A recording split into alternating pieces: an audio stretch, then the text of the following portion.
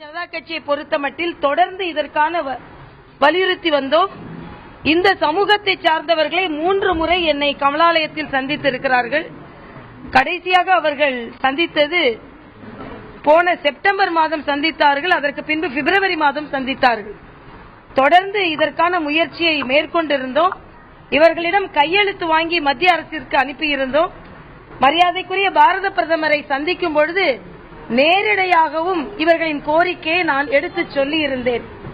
ஏனென்றால் சென்ற முறை இவர்கள் சமூகத்தில் இருந்து பொறியியல் கல்லூரி படித்த மாணவி ஒருவர் வந்து எந்த விதத்திலும் எனக்கு பணிக்கு உத்தரவாதம் இல்லை என்று சொல்லி அதற்கான ஒரு விண்ணப்பத்தையும் என்னிடம் அளித்திருந்தார்.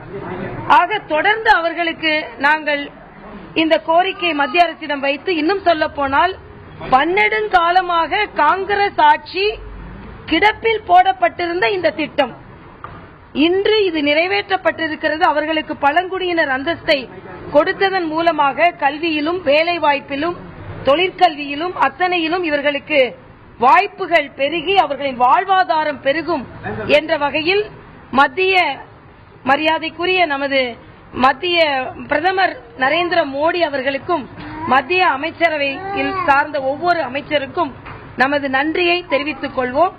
அதற்கு நன்றி தெரிவிக்கும் முகமாக நேற்றே அவர்கள் என்னை தொடர்பு கொண்டார்கள். நேற்றைய தினம் நான் விருகம்பாக்கம் தொகுதியில் நன்றி அறிவிப்பு பிரச்சார ஊர்வலம் இருந்ததால் அவர்கள் இன்று காலை என்னை வந்து சந்தித்திருக்கிறார்கள்.